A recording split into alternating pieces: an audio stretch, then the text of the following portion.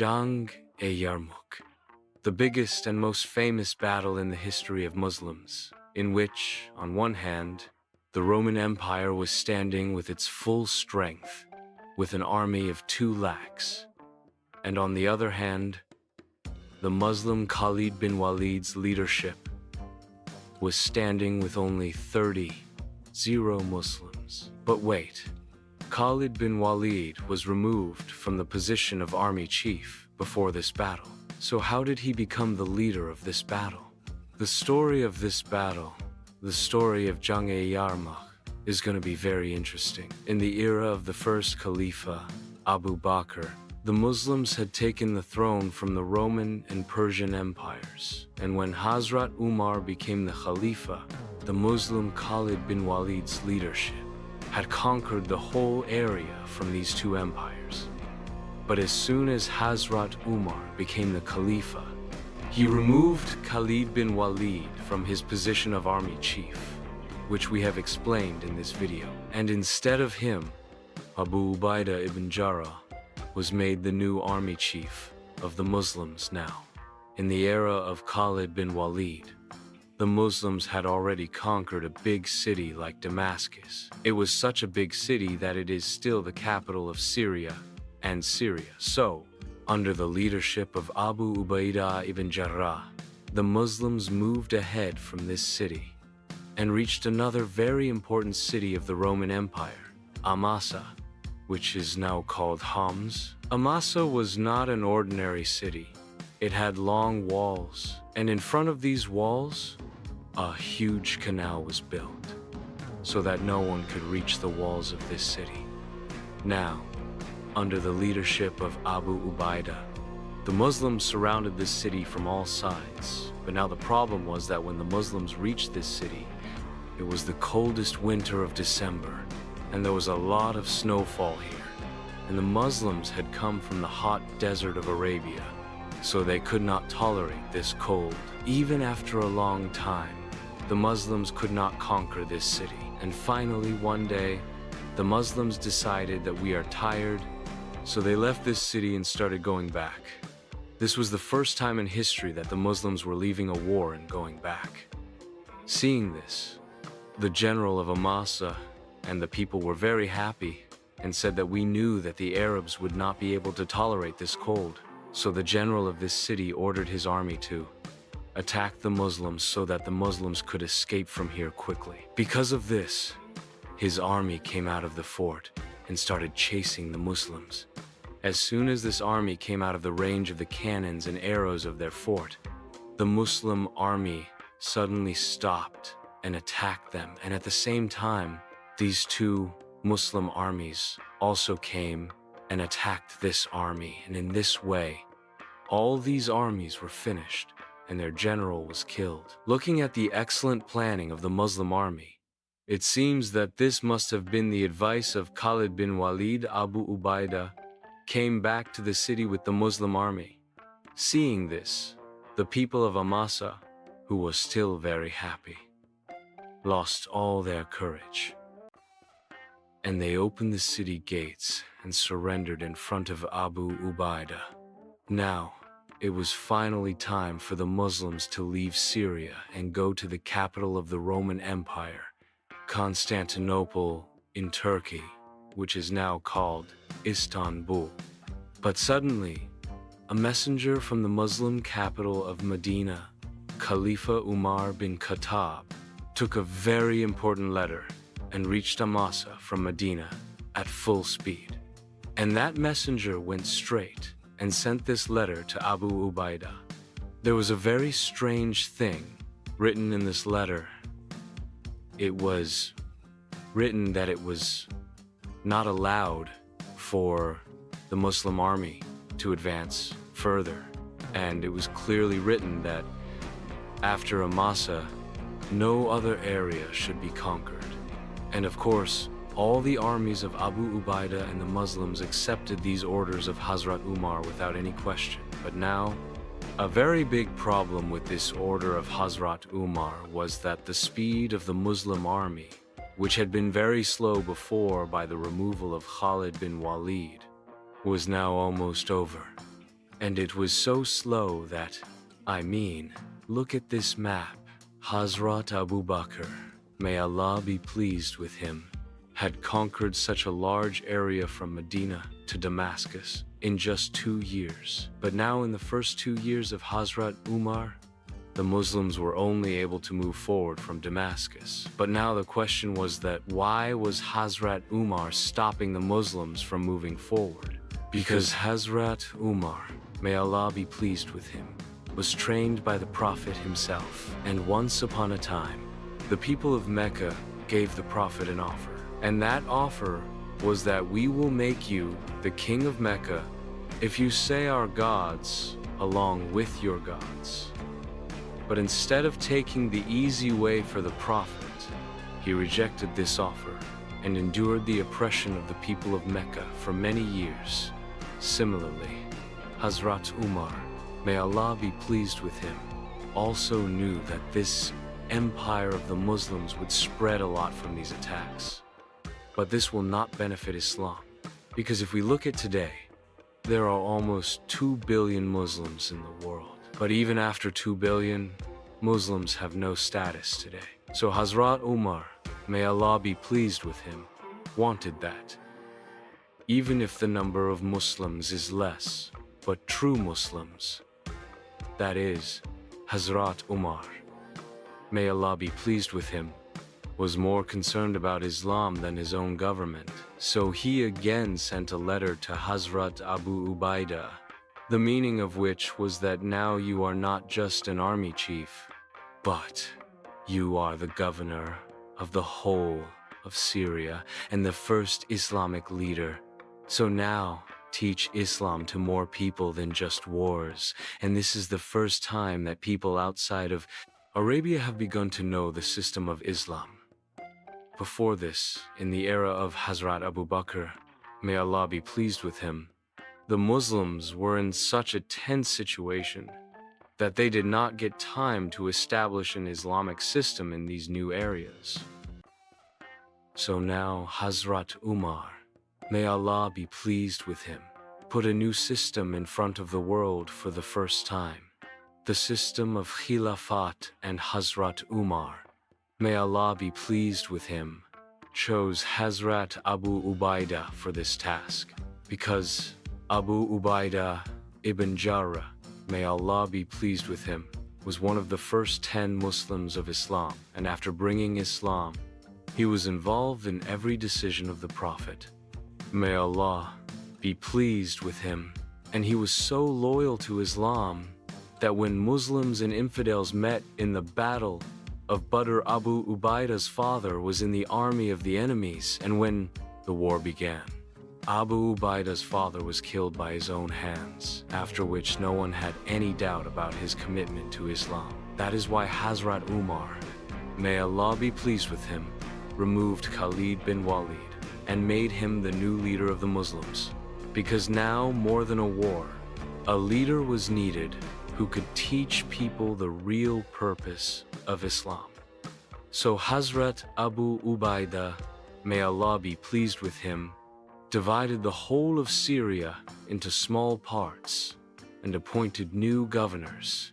And he himself built his new headquarters in the front city of the city, Mesa, so that if the Muslims were in any danger, they would be the first to know. And he appointed his right hand Khalid bin Walid as the governor of Damascus, the real capital of Syria.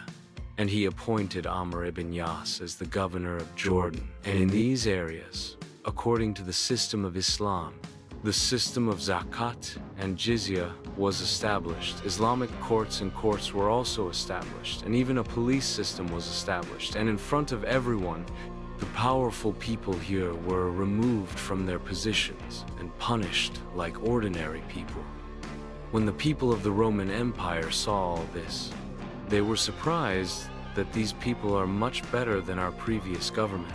Finally, more than a year passed, and the Muslims did not conquer any other city after Emesa. Rather, they used this time to strengthen their empire. But from all this time, for almost a year, the king of the Roman Empire also got time that he could make a very big army against the Muslims. But now the Roman Empire had become so weak that the king of the Roman Empire, Heraclius, did something that was impossible to think of before it happened, that the king of the Roman Empire, Heraclius, first extended a hand of friendship to the king of the Persian Empire. And not only that, but he also married his granddaughter to the king of the Persian Empire. And in this way, for the first time in history, the Roman and Persian empires not only became friends, but also became relatives. This was a very impossible thing, because before this, the Roman and Persian empires had been enemies of each other for the past 800 years. But now, in these two empires, the Muslims had become so afraid that they forgot the enmity of the past 800 years and became friends with each other. It was just like today, Pakistan and India become one against someone else. Or even worse, Palestine and Israel become friends against each other, which is now impossible. But the fear of the Muslims against Hazrat Umar made them forced to become one. So now these two empires together began to form a very large army against the Muslims, after which great battles like the Battle of Yarmouk and the Battle of Qadisiyah were fought. The Roman emperor called a meeting of all his generals in Antioch, in which he asked a simple question: what is the reason that we lose in every battle despite being in higher numbers than the Muslims?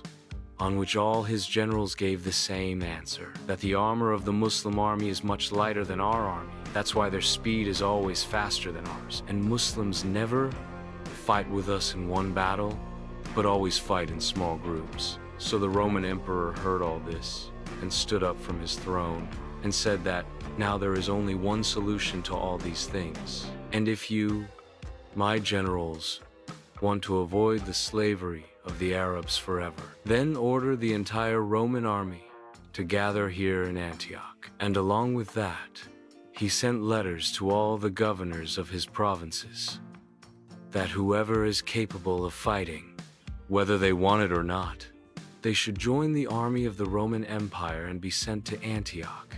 Because of which, a very large army of the Roman Empire began to gather in Antioch. And their plan was to get out of these small tricks of the Muslims and fight a very big battle face to face.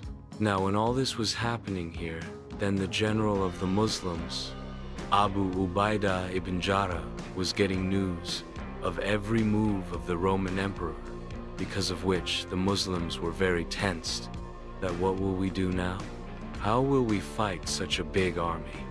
Because now the Roman Empire was moving towards them to take revenge from the Muslims. Seeing this anxiety of the Muslims, Abu Ubaidah quickly called another meeting and called all his generals and asked that now what should we do in front of such a big army? On which the advice of all the generals was decided that we should leave this city without any fight and go back to Damascus, where Khalid bin Walid was present with his army at that time. But before leaving, Abu Ubaidah ibn Jarrah called the finance minister of this city and gave him orders that all the people who had been taxed jizya should be returned.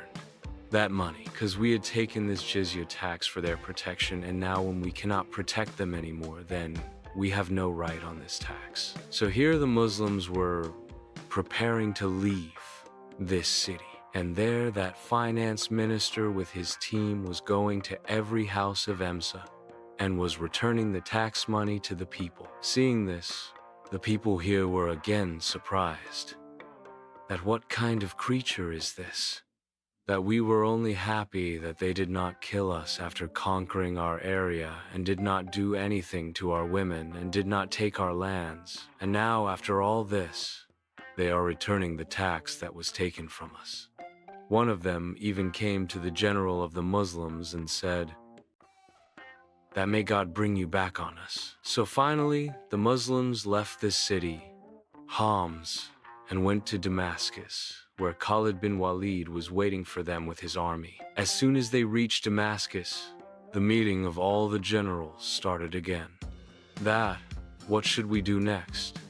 Now, when this meeting was going on, suddenly a messenger, Jordan, with a letter from Erdan to Amr ibn Yas, reached Abu Ubaidah, and it was written in this letter that seeing the strength of the army of the Roman Empire not only in Jordan but many Christians are rebelling everywhere, and now when they also saw that the Muslims have come back from Amasa out of fear of that army, so their confidence has increased even more, and it has become very difficult to control these rebellions everywhere. Now the Muslims were trapped on both sides. That is, the army of the Roman Empire was moving towards them, and people were rebelling everywhere behind them. So the Muslim generals understood that now living here in Damascus is also a very dangerous thing, but Damascus was such a big city. This decision was not made by these generals. Rather, it was to be made by the Caliph Umar bin Khattab in Medina and his ministers Abdul Rahman bin Auf, Usman, and Ali. So in just a few days, Umar bin Khattab's letter from Medina reached Damascus, in which it was written that the decision has been made that this city of Damascus should be left.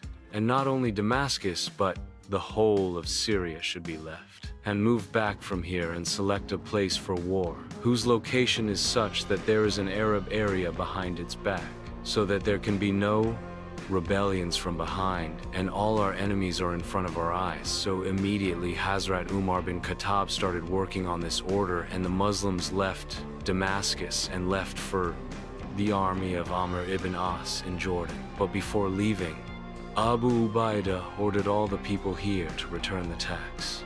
Abu Ubaidah ordered to return the tax, and the people here were also surprised that who are these people? Finally, this army of Muslims and the army of Amr ibn As met near the Yarmouk River, and all the Muslim armies in Syria also came and joined this army of Muslims, and they all started waiting for the army of the Roman Empire. There in Medina, Hazrat Umar and all his ministers were in great tension. That how will they face such a big army? Because this was the biggest war in the history of Islam. So they started gathering people in Medina for the help of this army. So Hazrat Umar called everyone in Masjid-e-Rowdi and gave a very powerful speech, in which the first of all those companions came in front, who were also included in the first war of Islam, the Battle of Badr, and now their age was also very high.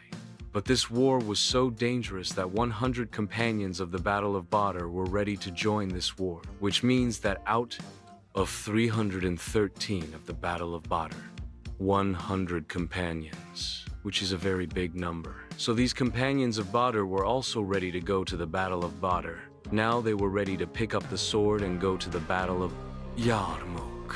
Seeing these 100 companions, 1,000 more companions were also ready for this war. And seeing these 1,000 companions, 5,000 more Muslims also promised to go to Yarmouk.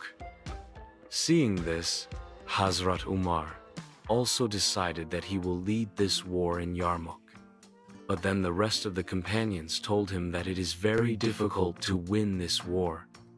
And what if the Muslims lose this war and the Caliph is also harmed? So this will be a big loss to Islam. So don't go for this war yourself. Now there was an army of 200, 0 on one side and only 30, 0 on the other side in the field of Yarmouk. But after a lot of days, none of these two armies were attacking each other, and for many weeks, the sounds of wine and parties kept coming from the Roman camp, and it did not seem that these people had come to fight a war. So seeing this, Khalid bin Walid thought that there must be some conspiracy behind this. So suddenly, One day, a man from the Roman general Wahan came to the Muslim camps and told Abu Ubaidah, "We do not want to fight you, but we want to make a deal with you, so send your strong general to us tomorrow." So Abu Ubaidah, of course, sent Khalid bin Walid to them. As soon as Khalid bin Walid reached there, the Roman general stood his army in a straight line to scare him, and filled it with full armor, so that the fear of the Roman Empire would settle in the heart of the Muslim general. But who were these people scaring? Khalid bin Walid? I don't think so. Khalid bin Walid ignored all these things and went straight to the Roman general. When Khalid bin Walid reached the camp, he stood in front of the general and started his speech, in which he started praising his emperor Harkal after praising Jesus Christ, and said that Harkal, the Roman emperor, is the most powerful emperor in the world. And when he started praising him a little more, Khalid bin Walid stopped him and said, "Yes, I agree that your emperor is the greatest emperor, even greater than our emperor. But the man whom we have made our leader, he is not really an emperor, but a caliph. And the day he has a little desire for emperors in his heart, we will remove him from his position." And this was absolutely true. Because if you look at it, then in this army of the Muslims of Yarmouk Caliph, Umar bin Khattab's own son, Abdullah bin Umar, was also included, but not as a general, but as an ordinary soldier. Apart from this, the last caliph, the son of Hazrat Abu Bakr, Abdur Rahman bin Abu Bakr, was also included in this war as an ordinary soldier, and all the generals of this army, whose tribe was Hazrat Umar's tribe, had nothing to do with Banu Adi. Khalid bin Walid, of course, rejected all the offers of the Romans in this meeting, and came back to his own camps. But wait a minute, this is not a strange thing, that after being too lax, the Romans do not want to fight the Muslims, but want to deal. In fact, all this is a lie. The Romans did not want to make a deal with the Muslims, but wanted to buy time. Remember, we said that not long before this war, the Roman and Persian empires were not just friends, but had become relatives, and both of them started assembling armies against the Muslims at the same time. So the Roman Empire did not make a deal with the Muslims, but was waiting for the army of the Persian Empire, so that they get ready soon, and we attack the Muslims together and finish them. So this deal was just an excuse, which Khalid bin Walid had already realized. So he directly sent a letter to Hazrat Umar that all this is going on here. So Hazrat Umar sent orders to the Muslim army in the Persian Empire that do not fight with the Persian Empire at any cost, but start negotiations with them, that we do not want to fight you anymore, and we go back to our territories. So that the Persian Empire's army slows down, and it worked. The Persian emperor was very happy to hear this, and he started wasting a lot of time in these negotiations with the Muslims. So in this way, Hazrat Umar had delayed the danger of war from the Persian Empire with great planning. Now the Roman army was still waiting for the Persian army, but suddenly he saw that a new army had come from Medina and joined the Muslim army. This was the same army of 6-0 that Hazrat Umar had sent. But this army was given orders that all of you will not enter the field of Yarmouk together, but every day small groups of 500 or 1,000 people have to enter this field. The big advantage of this was that every day the Roman Empire gets up in the morning and sees that a new army comes in front and meets the Muslims. So finally, Roman General Vahan thought that if this goes on, it will be very difficult to defeat the Muslims. So one day, finally, after almost a month, the army of the Roman Empire left their camps and started moving forward and stood in front of the Muslims. Seeing this, the Muslims also straightened their ranks, and both the armies were ready for war. Look at this animation. This war must have looked exactly like this at that time, because this is the army of 20 Muslims, and in front of them is the army of 200 of the Roman Empire. Such a big difference. Some modern historians of today say that this army of the Roman Empire. Such a big difference. Some modern historians of today say that this army of the Roman Empire is less than 200, 0, and around 100, 0, but in Islamic sources, it is said to be between 150, 0, and 240, 0. So let's just take 200, 0. Abu Ubaidah organized his army, and behind his army, he stood his four main generals, Amr bin As, Shurabil, Khalid and Yazid bin Abi Sufyan. Just one night before the war, Abu Ubaidah called a meeting of all his generals, and they all started planning the war. Now, when they were planning this war, suddenly Abu Ubaidah said, "What do you all think about this? That we should change the leader for this war? That is, Khalid bin Walid should be the leader of this war instead of me, and I am the army chief, because we cannot go against the orders of the caliph, but only for this war. What do you think on this?" All the generals said. "What did you say?"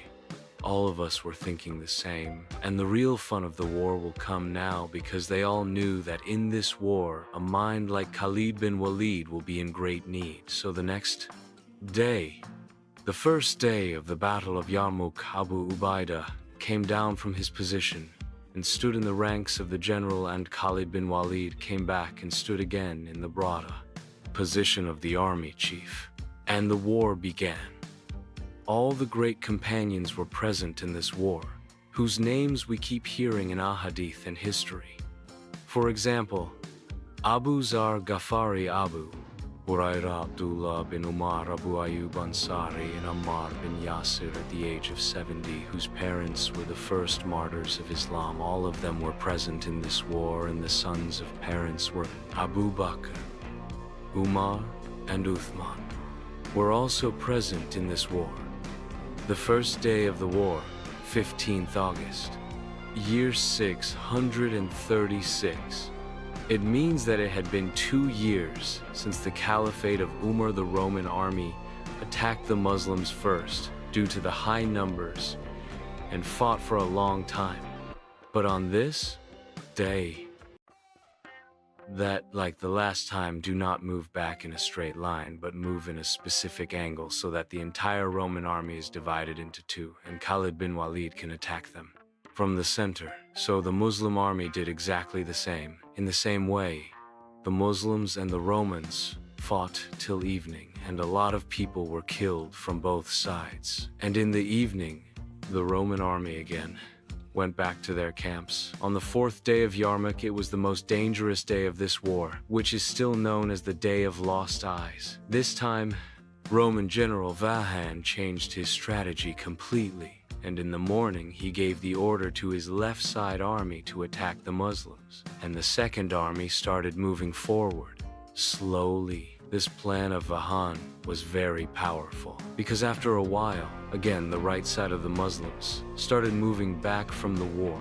Seeing this, Khalid bin Walid gave the order to Abu Ubaidah and Yazid to handle the situation, that instead of standing here, you attack the Roman army and go to the right side to help the Muslims. Abu Ubaidah and his army stopped the Roman Empire for a long time, and the war continued for a long time. Finally, the Roman general moved his archers forward, and they started shooting at Abu Ubaidah's army, because of which a lot of Muslims were martyred, and the Muslims who survived, 700 of them were shot in the eyes, because of which they were almost blind, because of which Abu Ubaidah's army started moving back slowly.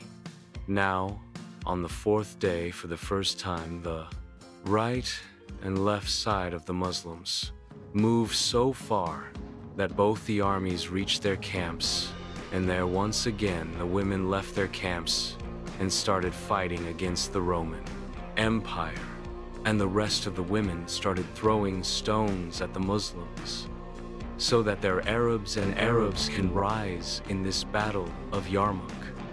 This is the role of Muslim women in this battle. Later, a Muslim soldier, also said that on the day of Yarmouk, we were not as scared of the Roman Empire's army as we were scared of these women's words and stones. Similarly, the Muslim army, even after being much smaller than the Roman Empire, stood firmly in its place, on which the Roman soldiers were also surprised, that even after being so much more than them, why are they not able to move back?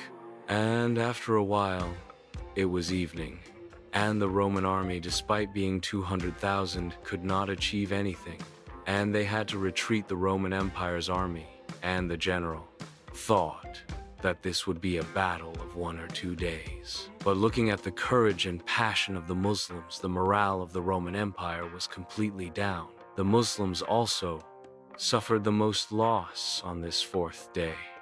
And when the Muslims went to pick up their martyrs from the battle, they also found Ikrimah bin Abu Jahl among these martyrs who fought very bravely in this battle. And in the middle of the battle, he had taken the oath of martyrdom. What a strange thing. He was the son of Ikrimah bin Abu Jahl, who was the biggest enemy of Islam. And now the same son of Abu Jahl had sacrificed his life for Islam. After the 4th day, he called for a meeting of all his generals in Wahan and asked, "What happened? Why are we not able to win?"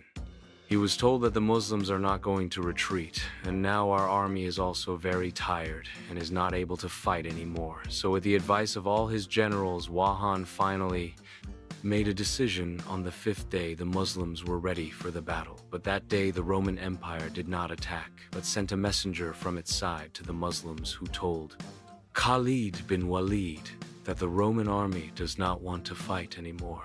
So let's end this battle here. We will fight again some other day. Even after this, the Muslims kept their lines. But on the 5th day, there was no battle, so Khalid bin Walid called all his generals for a meeting and told them about the offer of the Romans. Some generals told them that not only the Romans, but the Muslims are also very tired, so we should accept this offer. But Abu Ubaidah and Khalid bin Walid both said that the war has just started. So after listening to everyone, Khalid bin Walid stood up and told them that our strategy till now was that we will not attack them, and we will just make them tired, and when they get tired, then our real game will start. So Khalid bin Walid rejected the offer and ordered all the Muslims to be ready for the attack. On the 6th day, a young Roman warrior, Gregory, who was a very powerful soldier, came in front of his army and challenged the general of the Muslims. So for the first time, Abu Ubaidah ibn Jarrah went ahead to fight, but Khalid bin Walid stopped him, that you are almost 50 years old. How will you be able to fight this young boy? So Abu Ubaidah replied that if I don't go, then people will say that the general of the Muslims got scared of a small boy. And in case if I get martyred in this battle, then I will make you Khalid army chief. By saying this, Abu Ubaidah rejected the Muslims.